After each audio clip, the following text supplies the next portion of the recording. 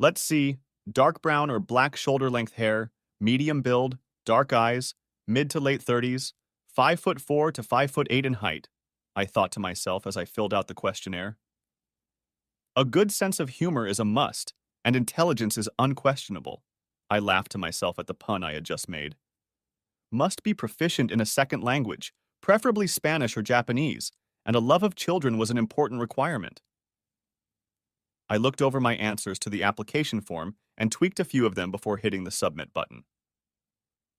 I also wrote a short paragraph about who I was, without naming names, and why I was doing this. I wasn't expecting to see a runway model, not at all. I was looking for a normal woman who was happy with me and my lifestyle, which included my 2 children. You see, I liked feeling in love and really liked being married, just not to the woman I was married to now. Confused?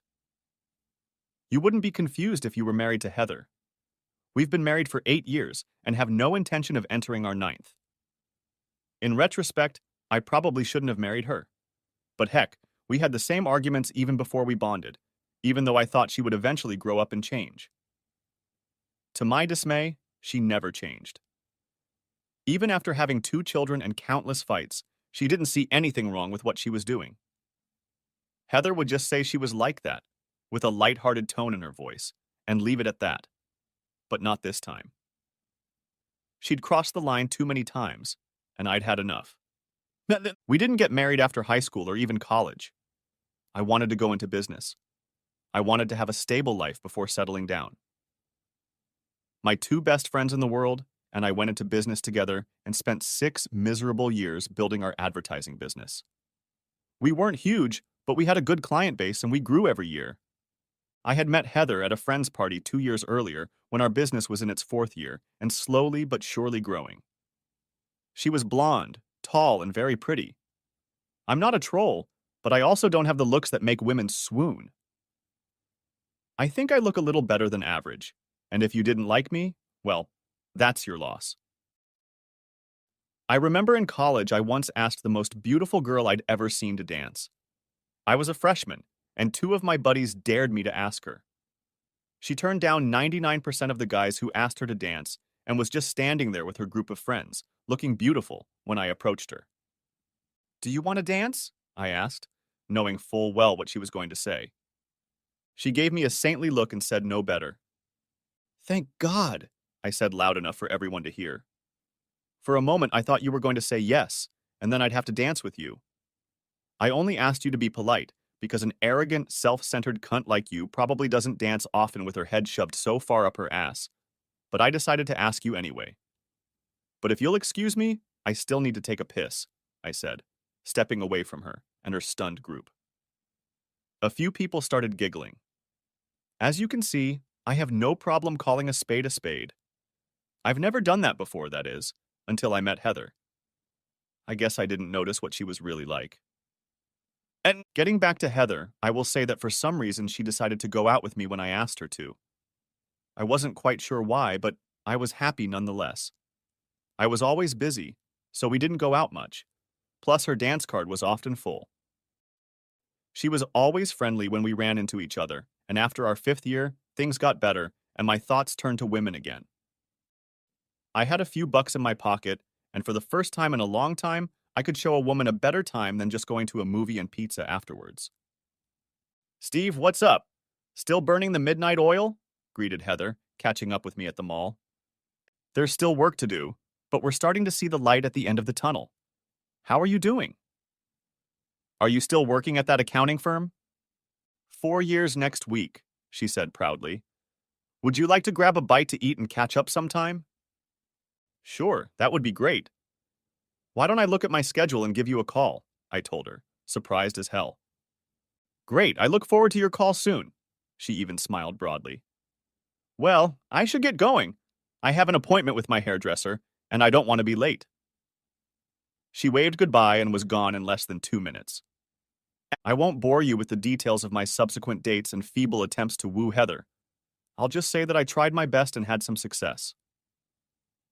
Oh, okay. For myself, I was in 7th heaven. We dated sporadically for 6 months when we decided to become exclusive.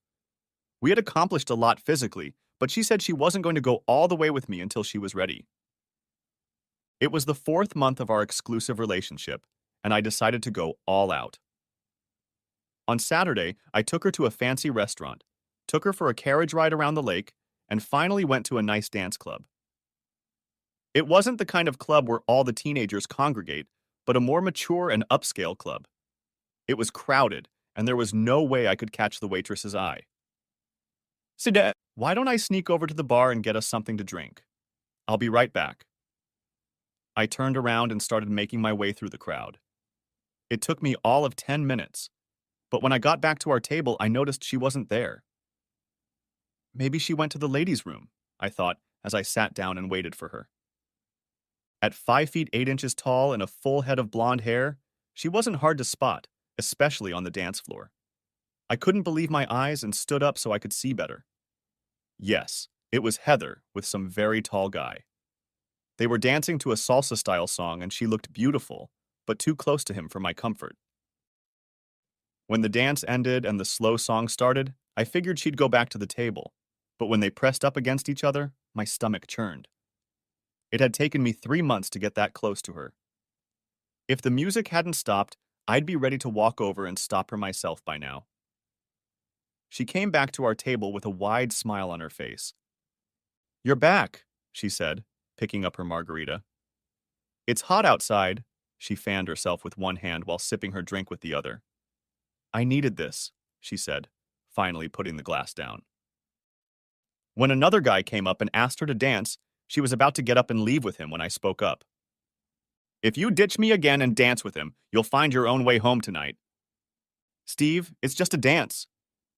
"And we're just on a date too, I suppose." "Steve, you said yourself you don't like to dance, but you know how much I love to dance," she said as she stood up. "It's just one dance, and I'll be back in 5 minutes." When she took 2 steps away from the table, I stood up. I sipped my drink, turned around, and started to walk away.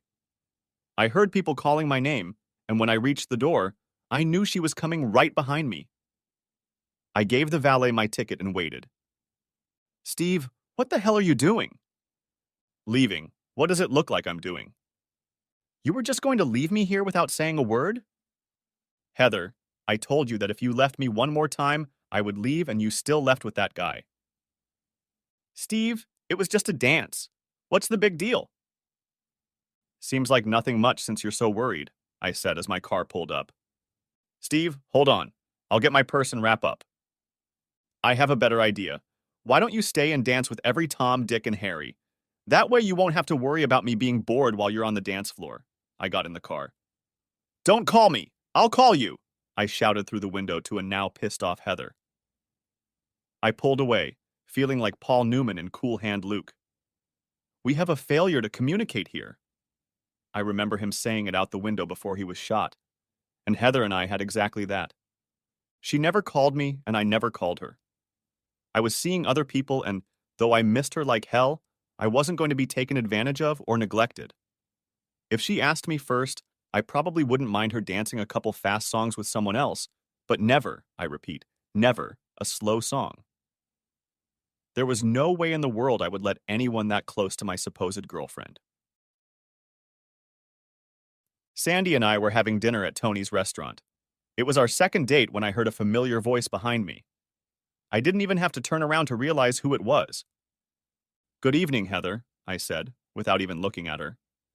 By then, she had already retreated to our table with her beau. "How are you?" "Just fine. Now I'm no longer with an insecure man." "I'm glad to hear that. But excuse my manners, Heather. This is Sandy. Sandy, this is Heather, the girl I used to date." "Steve, we didn't just date." "That's right. Dated until you let your looks and ego get the best of you. But that's all behind you now, isn't it? Care to introduce us to your man of the night? Unless you plan on dumping him for someone better later," I said sarcastically. "Screw you, Steve." "Right. We never got to that point, did we? Can't say I'm sorry, though. You must have had 10 guys after me, and I'm sure they don't make a thick enough rubber to protect me from what you could have had." I smiled at her. With those words, she turned away and walked away. Her friend rushed out running, trying to catch up with her. What the hell was that? Asked Sandy. Remind me not to pounce on you. What the hell did she do? I don't want to talk about it, and besides, it's in the past. Bullshit. Steve, it's obvious to anyone by the way you two were pouncing on each other that you both don't like each other, except for the two of you. After that, the night went downhill. After dinner, we made out on her couch for a while, but Mr. Lucky wasn't cooperating and my brain was throwing out millions of data points that I had to process. Steve, when you're done with her, maybe we can try again, or not. I'm not used to playing second fiddle, and I don't like it. She was right. Apparently, there was something else about her. I muttered something about calling her, but we both knew that wasn't going to happen. I got another kiss and drove my car off to nowhere. The next week and a half was rough. We were late on 2 projects, and 3 more were on the line. When Ken told me to get my head and ass in a pile, I knew what he meant. I can't get Heather out of my head. Steve, call her. Have some wine, have lunch, and come back tomorrow with a clear head. I need you 100% so we can finish the rest of the projects on time. So if it's not too much of a stretch, can we please get back to work? Ken and Andy, my other partner, were easy to talk to. They both had fiancés who loved them to death and more than understood that they were working 24/7 to finish a project. Heather, on the other hand, did nothing but swear that she wasn't the center of my or anyone else's universe. But Sandy was right. I still had feelings for her. I didn't bother to call and sent her an email. I asked if she was busy on Saturday and told her I wanted to talk. When she replied and asked if it was included in the dinner, I realized she would be there with or without food. I was relieved, and so were Ken and Andy when I finished my project and helped them both complete theirs. You see, we were equal partners, and when we drafted the articles of incorporation, we made them very rigid. Thus, neither of us could sell our share without the approval of the other two. In all cases, it was the majority that decided. We each had our own specialty. Ken was a terrific salesman, and Andy was a phenomenal graphic designer. I could come up with slogans and run the whole project together, including making sure we made money. We were a good team. Steve, what the hell are we doing here? Asked Heather when we were done with the order. You know, just 2 old friends having a nice dinner together, that's all. Yeah, sure. And what's with the email? Were you afraid to call? Afraid I'd say no and hurt your little ego again? With those words, I stood up. You're probably right. I was stupid to think you'd changed. I put the napkin back on the table and got up to leave. You'll always be a self-centered bitch. You'll never think about anyone but yourself. Sit down. It was a stupid joke, for heaven's sake. Can't a girl make a little joke to melt the ice? If it was a joke, it wasn't funny. And before we melt the ice, I need to clear something up. Can we at least wait until after dinner while you lay out your terms? I'm more than hungry, and if this gets too crazy, I don't want to miss what should be a great dinner. Why don't we have a few drinks, eat dinner in silence, and then beat the crap out of each other? This was said with a smile that could melt the coldest heart. Okay, truce until dessert. Who said I'm giving you dessert? You might get a kiss, but I didn't say anything about dessert, she said, taking a sip of wine. That weekend, we resolved most of our differences. We set boundaries for each of us and worked out safe words to say when one or the other crosses the line. More than once, I received a call or email from Heather with just one word, chocolate. We both knew what it meant. I gotta go, guys. See you in the morning. Steve, where the hell are you going? We can finish Carter's plan by 9 if we work together, Ken said to me and Andy. Andy looked beat up, and I was only running on 4 cylinders. Heather is expecting me for dinner, and I'd rather see her face than yours over a cold slice of pizza any day, I said as I put on my coat. Besides, she's got a much better body than you, and I'm hoping to get some before I'm too exhausted to pick it up. We were already together, and 2 months later she moved in with me. I was still working like a savage, but I decided I was building a future for the two of us. It would all be worth it in the end. When I showed Andy and Ken the ring I planned to give Heather, they freaked out. Look, I have nothing against Heather, and I know you love her to death. But have you thought about what happens if it doesn't work out? I threw him a disapproving look. Steve, just hear me out. If you marry her and it doesn't work out, she can have half of what you own, including the business. We've worked too hard for some ex to come along and start making trouble. All I'm saying is talk to our attorney and get his opinion on this. And if you agree with what he says, proceed with our mutual blessing. You guys need to take more walks. You're working too hard. Now that you mention it, what are you going to do about Anne and Linda? Have you discussed a prenup with them? They both said that their fiancés were fine with it and that if I didn't believe them, I could ask. Guys, this is so impersonal and I know it's going to cause an argument. Steve, wouldn't it be better to tell her everything now before you ask her? If you do it later, she'll probably think you're hesitating. Get her to agree to it now, then ask her later. That way you'll be protected and the issue won't have to come up again. You'll sleep much better knowing you're covered, Andy said. He was wrong. I slept much worse, especially with Heather's hot body next to me. That was fine. I was a wuss when it came to Heather. With any other girl I dated, I was in control, but at the sight of her, my knees went weak and my brain turned to mush. A week later, after dinner, I broached the subject in what I thought was a roundabout way. Honey, can I ask you something? I said, starting our conversation. Sure, babe, anything, she replied, snuggling up to me. Do you trust me? I mean, do you think I would ever do anything to hurt you? No, I hope not. Why do you ask?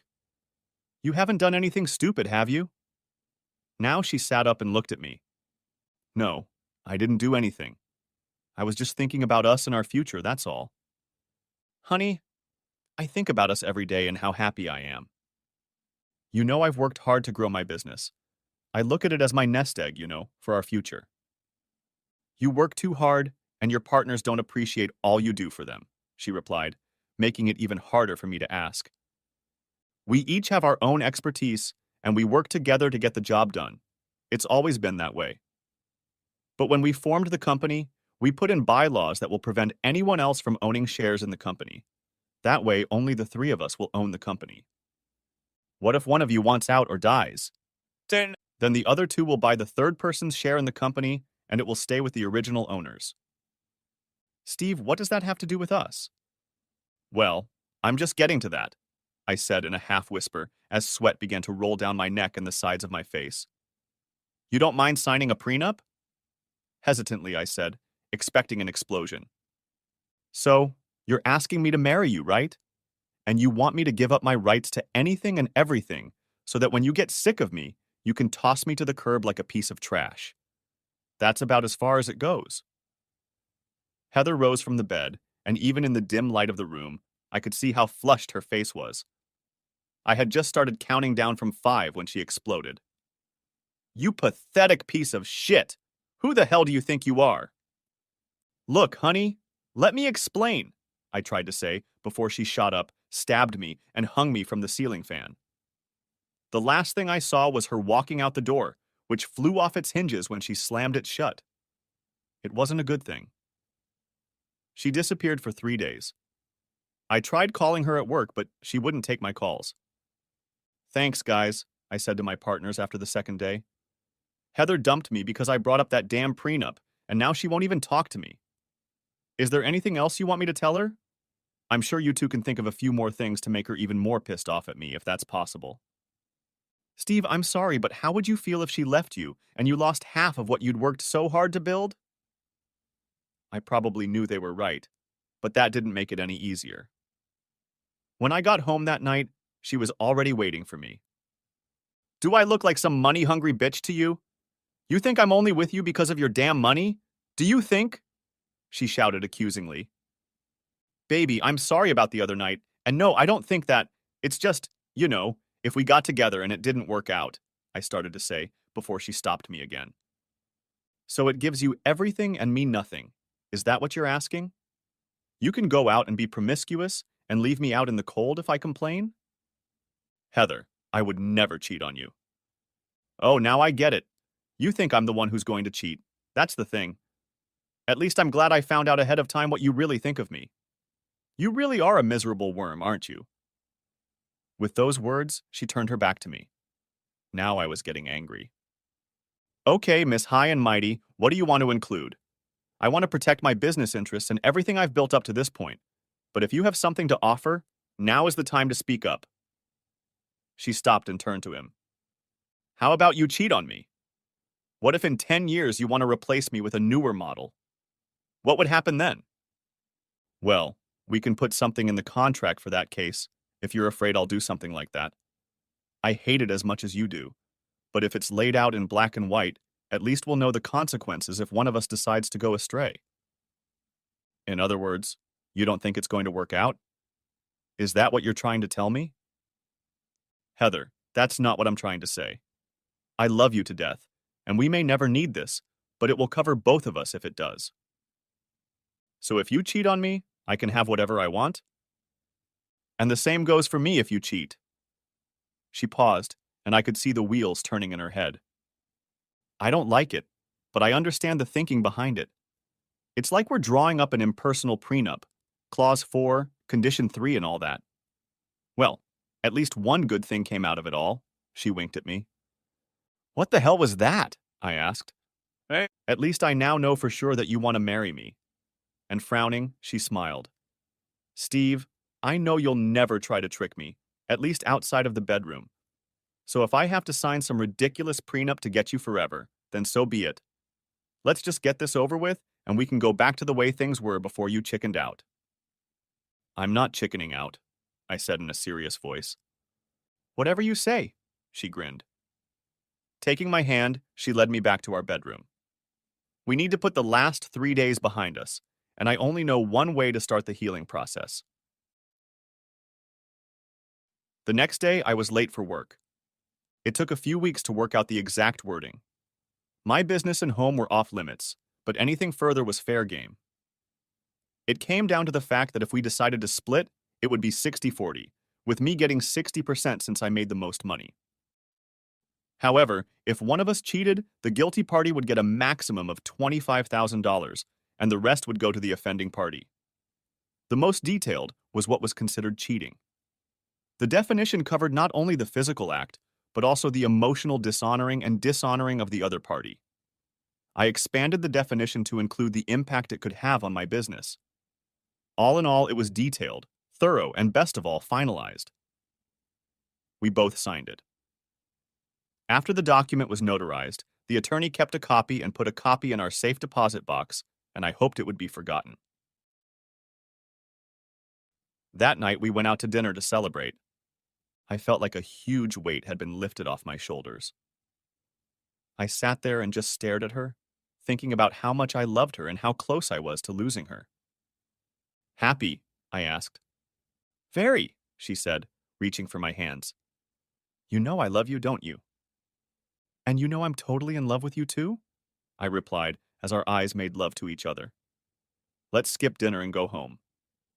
Not on your life, cowboy. I'm hungry and I need a big piece of meat tonight, she said, looking at me. And probably dinner too.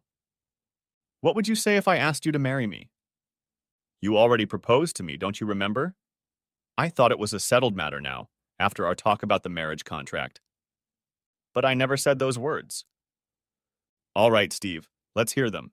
She set down her wine glass and folded her arms. Here? Now? What could be better? At least I'll have a bunch of witnesses to the big event, she giggled nervously.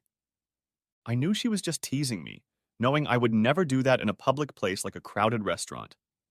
But this time she was wrong. I had been carrying that ring around with me for the past month, waiting for the right time to give it to her.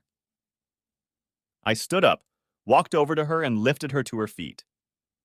Steve, you're embarrassing me, she said, looking around because people were now looking in our direction. I got down on one knee and pulled the ring out of my vest pocket. Heather, I love you more than anything in the world. You make me happy, and I want to live my whole life with you. Will you honor me by becoming my wife? I said it loud enough for everyone around us to hear. There was dead silence in the hall. Everyone was looking at us. She looked at the ring and quietly mouthed, Yes. Yes, you crazy fool, I will marry you, she finally exclaimed loudly. The hall erupted in joyous shouts. The visitors clapped and congratulated us. That night, we made love like we had never made love before. Clasping me between her thighs and holding her arms above her head, we kissed forever. She responded to my every move, our lips and tongues never leaving each other. I felt her climax right after I started mine. We went down together, and in that moment I realized I had found my true soulmate. 4 months later, we had a small wedding, and 2 weeks after that, I found out she was pregnant with our firstborn. After Gary Michael was born, she quit her job and became a full-time homemaker, and when Casey came along, we were, as she put it, all in. One boy, one girl, and a house with a white picket fence. We had it all. Once a month, we had dinner with my partners and their wives. They were both getting married. Every quarter, we threw a party for all our clients. It wasn't a grand event, just dinner and drinks to thank them for their continued support. I think I started noticing it right after Gary was born, but never really paid much attention. But looking back, I think I should have. When she walked into a room, she wanted all eyes on her. She started dressing provocatively enough to make sure of it. It wasn't as noticeable at first, but then before Casey's pregnancy, she started to go overboard. After Casey was born, it stopped for a while because she spent an obscene amount of time dressing our daughter in the most revealing clothes she could find. She was my little angel, but to Heather, she was a doll that needed dressing up. It was at our quarterly meeting, just after our 6th anniversary, that we had our first serious fight. I was working in the hall with my partners, and Heather was working in the hall for a completely different reason. I don't think she was drunk, maybe only a little tipsy. However, she was too friendly with several of the men present. She had always loved to dance and was a great dancer, but what she was doing there was more than intrusive. The worst part was that I wasn't the first to notice it, but one of my partner Ann's wife. Steve, is Heather drunk? I don't think so. Why do you ask? She just turned me around and pointed to the dance floor. By the time the song ended, I was next to her. Grabbing her hand, I asked what the hell was she doing? Steve, I'm dancing with the son of your oldest client. He asked me if I wanted to dance, and I said yes. What's the problem? The problem is that I don't like my wife dancing with some guy on the dance floor. That's the problem. All the young guys are dancing like that nowadays. There's nothing wrong with it. It's a big deal to me, and you're not young anymore. You're a married woman with 2 kids. Steve, I may be a little older and have 2 kids, but I'm not dead yet, she replied. I'm not telling you not to have fun, but when the wife of one of my partners tells me you're having fun with some guy on the dance floor, it becomes my business. Think about what my other clients think. They're probably saying what a lucky bastard you are for having such a hot wife, she tried to say with a smile on her face. Not this group, Heather. They're old geezers who wouldn't say a word if they had a mouthful of shit. But know that they'll pull their contract from us in a heartbeat if they think there's any chance of some foul play affecting their business. Okay, I'll chill, but you really need to relax. It was a long drive home. We were arguing about how the wife of one of the owners should behave. I told her what I thought, and she just rolled her eyes. Things got worse after that. 2 months later, she showed up at a charity auction wearing a skirt that I thought was too short. I voiced my displeasure, and Heather said she wasn't going to change. Steve, if you don't like the way I'm dressed, just leave me at home and go on your own. You know I can't do that. They're expecting both of us. I relented, and off we went, much to my horror. She did her best to play the whole number that night, even though I tried to keep her at arm's length. We danced through more than half the songs, and when the slow one came on, she said, "Why don't we trash the place and go home?" I'd love to, but chill out for now. We have to stay for the auction anyway. This is a business dinner, not a pleasure party, I tried to explain to her. Heather was on her best behavior until the auction started. We won a few items that might come in handy for my work. We were about to leave when the auction started selling a date with one of the hot single guys. I let her out of my sight for less than 30 seconds to find her and another woman hot bidding for the guy. What the hell are you doing? Are you out of your mind? I shouted quietly to her through clenched teeth, struggling to put a smile on my face. Just raising the price, she replied. Now think about what you're doing if that's even possible. My married wife sets up a date with a single guy. Everyone in the room knows who we are, and it gives the impression that either I'm okay with it or you don't care about our marriage. Either way, you've embarrassed the hell out of me. So take your purse, smile sweetly at everyone, because we're getting out of here before you do any more damage to my reputation. Do you understand? You don't have to treat or talk to me like a child. Honey, if I don't, your brain won't understand what I'm saying. This was said with that silly smile that still flaunted on my face. Finally, we got out of the building. The car started exploding, and it was awesome. Steve, I'm not an idiot. I have an MBA and an accounting degree, she spat at me. Well, then use your brain at least once in a while. You know what they say? If you don't use it, you lose it, I hissed back. Keep it up, and I know something you won't be able to use for a hell of a long time. Is that supposed to be some kind of threat? Not a threat, but a promise. Venom burst from her lips. I was angry, she was angry, and we both weren't going to concede an inch. Needless to say, I got nothing that night, or the next, or even the night after that. I heard your wife almost bought a stud the other day, Andy said, trying to make a joke. Stuff for the office is one thing, but if she bought one, you'd have to pay that expense out of your own pocket. I could tell from his words that it didn't have the effect he was hoping for. Steve, it was a joke. It's not funny now, and it certainly wasn't funny last night. So if you don't mind, let's just drop the subject, okay? No problem, I was just thinking. I stopped him on the spot. Look, I have to deal with one person who doesn't think before saying or doing something stupid. I don't want to worry about you too. Let's just start working. Not a great start to a Monday morning. Fortunately, there weren't many people at work, and I could close the door and go about my business without anyone interrupting me. The atmosphere at home was chilly at best, and if it weren't for our two kids, I probably would have spent a lot less time there. We slept in the same bed, but there was a 10-foot-high barrier between us. God help us if we accidentally made contact. It was as if someone had hit us with a red-hot fireplace poker. Are you done sulking yet? Heather asked me after dinner Friday night. If not, I'm leaving. I've had enough of the frost from last Saturday night. You still don't get it, do you? Said I, looking at her. And I'm afraid you never will, I stated sadly, and shaking my head walked away. Talk to me, okay? Just don't walk away from me or I'll walk away. Was she trying to threaten me? Okay, suit yourself. I should have put her on a shorter leash. Maybe then I could have controlled her a little more.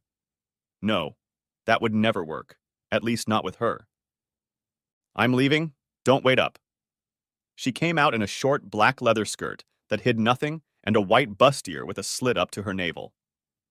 When you leave, where should I send your stuff? I addressed her. She gave me a glare and walked out the door. I was about to get drunk to the point of passing out, but I decided not to. My marriage was dying, and not even slowly. She didn't seem to care anymore. Despite being a shitty wife, Heather was a great mom, and that was one of the only reasons I continued to overlook her lackadaisical attitude. She got home just before 1 o'clock in the morning. I pretended to be asleep. I wasn't in the mood to fight with her tonight. I heard the shower, the electric toothbrush, and finally saw the lights go out. She slipped into our bed, and instead of staying on her side, she moved next to me. I felt her hot body next to mine, and suddenly she started kissing my neck. I know you're awake. Do you want to fool around? I want you tonight. I rolled over and just stared at her, not saying a word for a minute. I guess you had to go and mess around with other guys to want me. Or do you want me to learn what sloppy seconds are? Either way, I lost my mood when you walked out the door tonight. I grabbed a pillow and fell asleep on the couch. Okay, I didn't sleep. I spent the night sitting on the couch. I was tired of flirting, dancing, and her pouncing on every guy who paid the slightest bit of attention to her.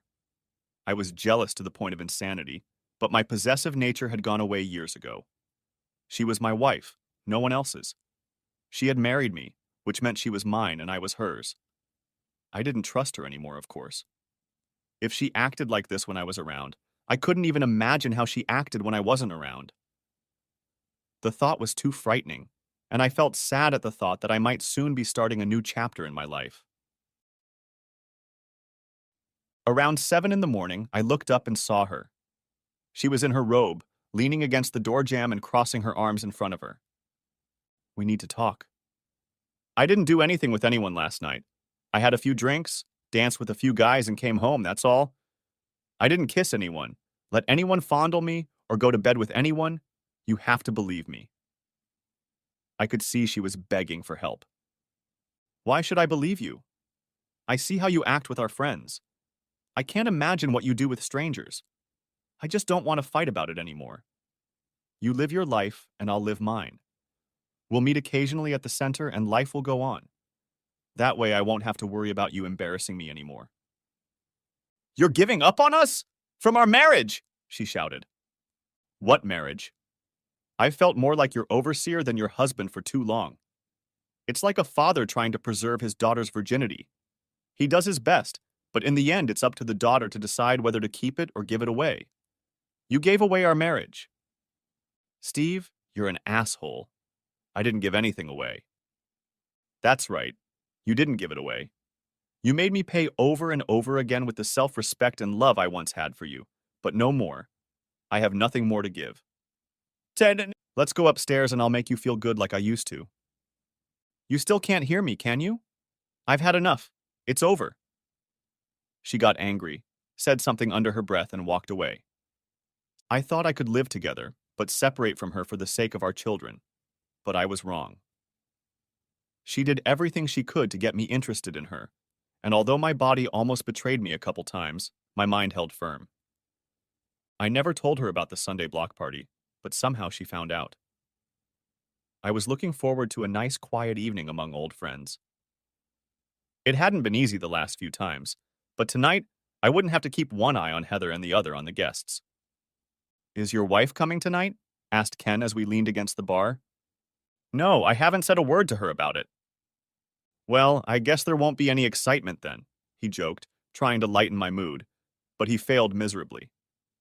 The party was in full swing, and we were just sitting down to dinner when I caught a glimpse of her. The dress was too low in the front and cut too high at the side. I almost didn't make it, honey, Heather said, kissing my cheek. She sat down on a vacant chair, squeezing it and herself between me and the man to my right. I looked at her, and she really did look amazing in her new dress. It showed off her body and really suited her. Linda told me about the party, and you must have slipped your mind. She looked at me. She whispered softly, You don't want anyone to think there's trouble in paradise, do you? She smiled at the couple across the table from us. I thought your wife wasn't coming, reminded Andy. You can thank your wife for being here, I told him in disgust. Hey, it's not her fault you can't control your wife. I wanted to strangle him right then and there, and I think he realized it as soon as he opened his mouth. Maybe she'll act normal tonight, trying to make it up to me. Heather worked the room as most of the guys tried their best to look like they weren't looking down at her, but of course they were. When the band started playing, she calmly walked over and asked me to dance. Why are you here? Haven't you done enough? Steve, you have two options. We can be the loving couple we really are, or I can be the biggest bitch to ever walk this earth, your choice. You really are a bitch, aren't you? You think you can blackmail me into loving you again? You don't respect me and probably never have, but I'm not going to put up with this farce anymore. I stepped away from her. I walked over to Linda first, thanking her for telling Heather about the party, and then to the bartender. He handed me my drink and I slipped him $100 bill and told him what I wanted him to do. He smiled. I didn't. I went back to my seat. Heather was remarkably good that night. She sucked up drinks like water and flirted with every guy, single or not. When she found herself on the dance floor with our client's brother, things took a turn for the worse. She wasn't just dancing with him, They were having fun in front of everyone else. Several couples left, already knowing what was going to happen, but apparently not wanting to be around when things went to shit. David, if your brother doesn't keep his hands off my wife right now, he's going to be seeing the hospital room from the inside for a long time. Do I make myself clear? He looked at me and realized I wasn't kidding. Phil, we're leaving, and right now, David said to his brother, and they both looked at me. Phil looked at Heather. He seemed to be thanking her for the dance, and without another word, they both left. That was the end of the party, I'd say on a low note. Ken, Andy, ladies, I'm leaving, I told them. I'll probably be out of work tomorrow, and probably the day after that too. Looks like I have some personal business to take care of, I told them. Steve, maybe if you talk to her, Linda said before I cut her off. If Andy saw you acting like this, what would he do? She didn't have a good answer to that question. I walked over to the bartender and he handed me the company camera. I gave him another 50 and headed home. Home. I have no idea what time Heather got home because I didn't hear her. I found her asleep on the living room couch on my way out the door. First, I stopped by the bank and emptied our safety deposit box. Then I went to the lawyer and got the cell and our prenup. I told him I wanted to leave and not be gentle. I spent the next couple hours on the computer, rearranging things and changing the location of stocks, bonds, and bank accounts. Credit cards were canceled, reopened in my name only, and I went so far as to notify my children's school via email that I was in the process of divorce so she couldn't take my children and run away. I made sure my attorney prepared an order signed by a judge stating that I was to be notified if Heather came to the school to try to take the kids. Where have you been all day? I called your work and they told me you took the day off, said Heather, watching my reaction to her words. I'm really sorry about last night. I guess the anger and alcohol must have made me look like a complete ass. I apologized to Ken, Andy, and their wives and was waiting for you to get home so I could talk to you. You don't have to. Like I told you before, I'm done with you. If I wanted to marry a whore, I'd pick a better one than you. At least with a whore, I would have known what position I was in.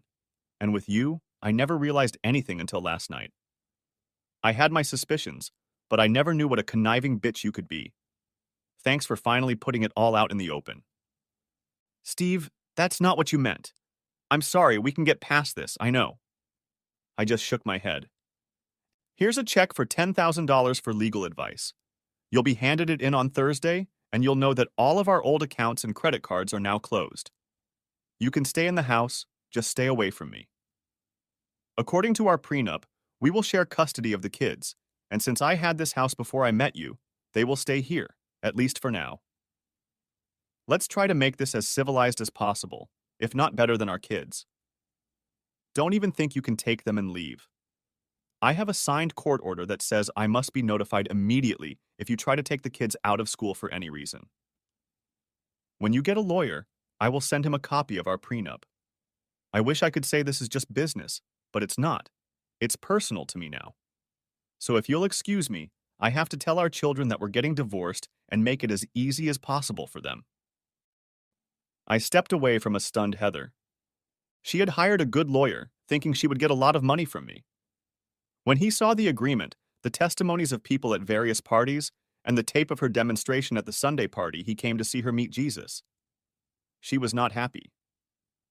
The divorce was an easy decision, and since everything was spelled out, it went pretty quickly.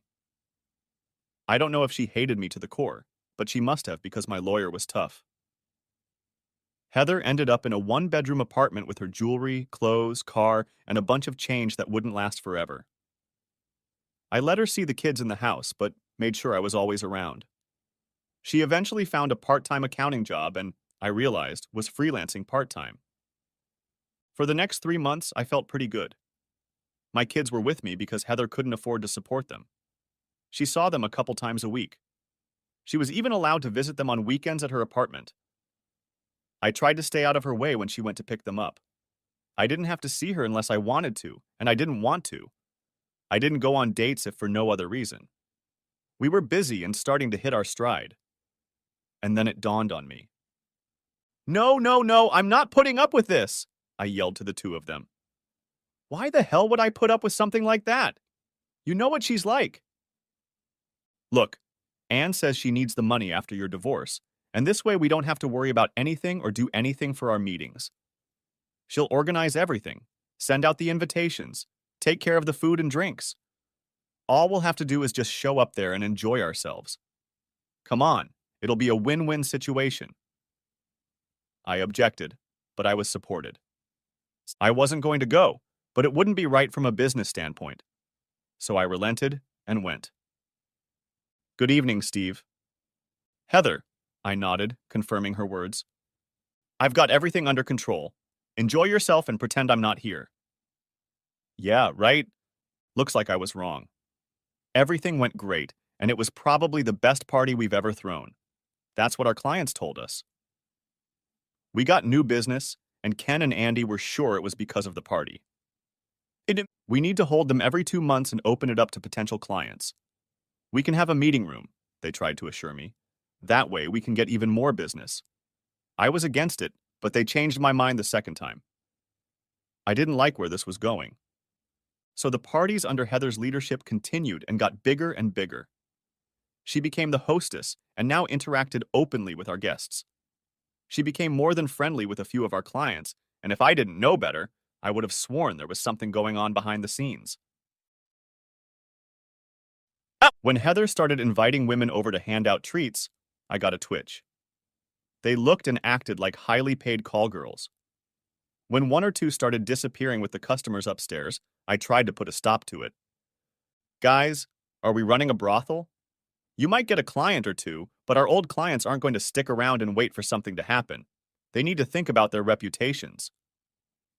Steve, we're getting more business than we can handle. Calm down and go with the flow, Ken told me, looking at one of the girls. You guys can stay here if you want, but I'm out of here. I want no part of this. I was about to leave the room when Heather came up to me. You're leaving so early, the party's just starting. Did you really love me, or was it all one big pretense on your part? I loved you, but you got so damn boring. I was like a wild horse that wanted to run, and you kept trying to keep me in the barn. For your information, I never cheated on you until that night. I guess I thought you were my white knight and would fight for me, but you never did. Well, really, why on earth would I fight for someone who goes out of his way to act like a tramp and embarrass me? You seem to be giving our clients more than you've given me in the last 6 months of our marriage. When I pay for a prostitute, I expect her to act like a prostitute. I left her with my mouth open and my pride intact. After that night, I stopped going to our company parties. Mr. Collins, I said, getting up from the table and pulling out a chair for him. I wasn't expecting you until tomorrow. Steve, I never like waiting to give someone bad news. I changed my schedule so we can meet this morning. Have a seat and let's talk. Can I get you something to eat or drink? I asked. Nothing, thanks. I won't be here long, he said, crossing his legs. Steve, I like you, and it pains me to tell you that I am terminating my association with your firm. The 7 of us don't really like the direction your company is going, and we can't afford to be around if and when something happens. I don't understand. Is it something we've done? And if it is, give us a chance to correct the mistake, I pleaded with him. Steve, I've always liked you, and you've never misled me, but your 2 partners are leading your firm down a shaky path. May I ask you a personal question? Sure, please ask, I replied. I haven't seen you at the last few parties. May I ask why you weren't there? That's kind of a personal question. You mean because your ex-wife is selling prostitutes to your new clients? Steve, one of them had the nerve to ask me if I wanted to go upstairs. Like I said, we don't like the direction your company is going, and we're looking at other options. Think faster! My brain screamed loudly. How about I guarantee you that in less than 30 days, our company will turn 180 degrees? What if I told you that if I didn't, I'd start my own firm? Look, it's only 30 days, and if I'm wrong, what do you have to lose? Give me a month to prove it to you. I could see the wheels turning in his head. Okay, 30 days and not a day more. In 30 days, I will be here again to either shake your hand or withdraw my business. Agreed? Thank you, I can promise you won't be disappointed. I knew I had to fix this hellish situation, and fast. Andy and Ken, as usual, showed up late. Guys, we have a big problem. Some of our customers want to fold their business. One of them was molested by my ex-wife's hostesses at your last party. He was with his wife for goodness sake. I told them we'll set things up, but we only have 30 days to do it. I need your help. What was that phrase? Deaf, dumb, blind, and stupid? That's exactly what they were. They liked the parties the way they were, and if a few old guys didn't like it, fine. Look, Steve, we have contracts with all of them. They can't just up and leave without charging us a huge termination fee, and they're not going to do that. You worry too much, they told me. To hell with them, I thought. I'm not giving up without a fight. I picked up the phone. Sand, I made the appointment for lunch instead of dinner because I didn't want anyone to know about it. I'm glad you both could join me, I said to Anne and Linda. Why are you being so secretive, Steve? Asked Anne. Or should I say we have a big problem. I then recounted my meeting with Mr. Collins and my conversation with their husbands yesterday. I'll leave on my own if I have to. I worked too hard to build this business to see it go down the drain because of an ex-wife and a few prostitutes. What prostitutes? Said Anne, straightening up in her seat. Haven't you been to any parties in the last 6 months? All those women handing out drinks and food are call girls hired by Heather. She told us they're former models, Linda added. They take potential clients upstairs and give them a little incentive to sign a contract. Our husbands would never go for that? They both insisted. Are you planning on going to the party on Saturday? I asked. Not really. They've become more like frat parties than business meetings, Anne said, looking at Linda for agreement.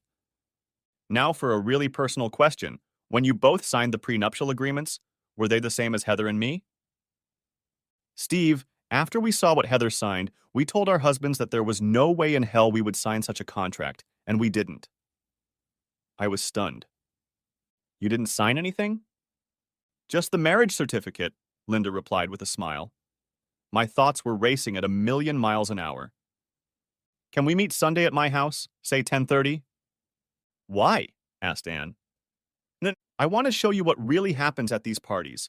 I have a friend who will film what goes on, and we can watch it together. Steve, that's kind of tacky, isn't it? Said Anne, feeling a little awkward. Look, the point of the game is, do you trust your husbands? I just want to put an end to what I think is going on, that's all. Forgive me if I don't seem overly compassionate or concerned for Andy or Ken. This is about my earnings, and I assume your earnings. I'm going to do this with or without your consent. I just want you both to know about it in advance. You can warn your husbands or leave it alone. It's your choice. Steve, you're not going out alone, are you? Asked Linda, looking more than concerned. I wouldn't want to, but if I have to, I will. Why don't we postpone the decision until Sunday? Maybe they'd have a change of heart after I talk to them, and if not, well, fine. None of us ate much at lunch. Since our company was paying for the rooms, the hotel had no problem letting my man in early Saturday morning. I told him I wanted pictures and sound in the dining room and both guest rooms. John, when everyone leaves Saturday night, I want you to get all the cameras out and bring me the CDs. I don't want any evidence left behind that might come back to haunt me, understand? At least now I could confirm what I had heard or prove my clients wrong, but I didn't think so. John brought everything he needed just after 2 o'clock the next morning. The camera, discs, and microphones were all in place. With a check for $700 in his pocket, he left, and I went to bed. I was going to look at one of the discs, but decided I'd better get a good night's sleep because there was no telling what would happen next. Anne and Linda drove to my house together. They had a bag of donuts and coffee from Starbucks. I didn't seem to need to make breakfast. Have you watched the CD yet? Asked Anne, pouring herself a cup of coffee and taking a donut. No, but I already put it in the DVD player. Well, let's see what we've got then, Linda muttered, finishing the last donut. It had started out pretty darn humble. Maybe I was wrong, I told them both. Then I saw Heather look around and walk out of the room. I switched to another DVD and saw her walk into one of the adjoining rooms. We watched 4 or 5 customers being served. We fast-forwarded through 90% of the action, and I figured Ken was the only asshole until Andy walked into one of the rooms with one of the women. "Steve, I'm so sorry," she said, standing up and strutting back and forth. "At least he didn't swat me." And to think we felt sorry for her enough to make our husbands hire her to organize these parties. Again, we're sorry about that, Steve. There was a lot of sorry here. No problem, you didn't know, and to tell you the truth, I didn't know either. But now I do know. If you have no desire to watch any further, I'd like to turn this garbage off. I hit the stop button. "That bastard will be dead when I get home," Anne muttered. "I don't even want to see mine," Linda yelled. "I'm going to call and tell him to take his shit and get out." I let them go on for a few more minutes before I spoke. "Ladies," I said, as the 2 angry women looked in my direction. "Like it or not, we still need them." "For what?" shouted Anne in response. "For their jobs. They're both very good at what they do when they're on the job. Right now, if the company is to survive, we're going to need their help." Both women sat down, but were far from calm. "I have a suggestion for you both that will allow you to get back at your husbands and keep the company intact." I captured their attention. For the next 2 hours, I laid out my plan. They didn't like everything, but they agreed with most of my suggestions. I called our company lawyer, and 3 hours later, the agreement was signed, sealed, and notarized. "Please don't freak out until the paperwork is filed with the court on Monday morning," I pleaded with them. "You'll have the upper hand by Tuesday, and I don't care what you do after that." And I really didn't care. My former best friends bullied me, especially Ken, and they would get theirs one way or another. Monday was typical. We had a lot to catch up on. After the morning meeting, I went into my office, closed the door, and called my ex-wife. "Heather, I need to meet you at the house tonight. The kids will be at my mom's, so no one will bother us." "Steve, do you want me to wear something special?" she asked. "No, wear whatever you want." "You dog. I knew you couldn't stay away from me. I'll be there by 7, honey." I probably shouldn't have played along, but I just couldn't help myself. She was the mother of my 2 children, but thank God, no longer my wife. I left the front door open, and just before 7, she walked in wearing a long coat. I handed her a glass of wine and raised our glasses. "To a once great marriage," I said, setting down my glass, watched by a puzzled Heather. "Please have a seat, because you're going to want to hear what I'm about to tell you." "Steve, we can talk later. Right now, we're going to need all of our energy to reconnect with each other." "You told Ken that too? And the other 2 guys from the party last Saturday?" said I, turning on the DVD player. I rewound it to the part where she and Ken were doing it, and turned the volume up really high. "Turn it off! Please turn it off!" she yelled through the tape. It was a stupid mistake. He told me that if I didn't sleep with him, he'd turn me off. I had no choice. "And the other 2 guys?" She didn't have an answer for that. "The parties ended last Saturday. No more parties, no more fun, no more Ken and Andy." "But they still owe me for Saturday." I pulled a wad of cash out of my pocket. "I'm guessing $300 a trick. That should be enough for you and the other whores." I held out the money to her. "If I was a real asshole, I'd turn this tape over to the authorities. But you're still the mother of our kids, and I'm not taking them to jail to see you." "Steve, I'm sorry, but I needed the money to live." "Ta-da-da." "I guess you're going to have to find another way to make money other than on your back. Unless, of course, you want to do it yourself, because I'm not going to pay you for it with money from my company anymore. The wrath of God will come upon Andy and Ken tomorrow, and it won't be pretty. I suggest you get out of town for a couple weeks. Maybe you can visit your mother out of state until things settle down. I can't and won't forbid you from seeing your children, and I won't tell them what a whore you've become. That's between you and your conscience. However, until you reform, you can only see them in this house. You can't take them anywhere by yourself, and no overnight visits. Is that clear?" "I never had anyone when I had the kids. How stupid do you think I am?" I just stared at her. "I'm just sorry it ended this way. I thought we had a pretty good marriage.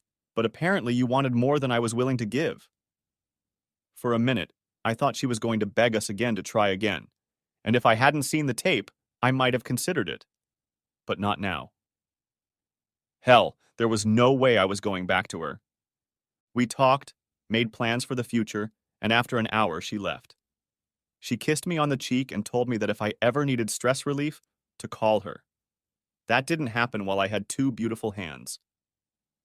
Anne divorced Ken and Linda, for whatever reason decided to try to patch things up with Andy, although I still wouldn't want to be in his shoes. You see, each of the ladies received 50% of the stock in our company owned by their husbands. With these shares, Linda, Ann, and I now had a controlling interest in the company. Andy and Ken were told that they could keep their jobs, but going forward, they would only be paid for what they did for the company. They were not happy about this, but something about alimony payments and a possible impending divorce kept them working. We made the necessary changes to bring our company back to respectability, and although we lost a few accounts, we maintained a stable client base. It is now just Linda, Ann, and myself attending the monthly meetings. Next year, we want to expand our staff and add a few new graphic designers, but that will be our decision. I see Heather once every 2 weeks and have no idea what's going on in her life, nor do I care anymore. I get a lot of hits on my profile and have even dated a few of them. One girl caught my eye. Her name is Kikyo and she lives in Japan. She is a single mom and is planning a trip to the United States next month. We video chatted via computer and she seemed nice enough, but was concerned about what she had heard about Americans being disrespectful and asked me directly why my wife and I had separated. When I told her about it, she smiled and said she was looking forward to meeting me. Could she be the one? Only time will tell. But as I said at the beginning, I enjoyed being in love and will remarry someday. I just hope she doesn't have the hassle of signing a prenup like Heather did. I'm not going to take any chances, and neither are Anne or Linda. The end. Thanks for watching. I hope you enjoyed it. So subscribe to my channel and watch the next video.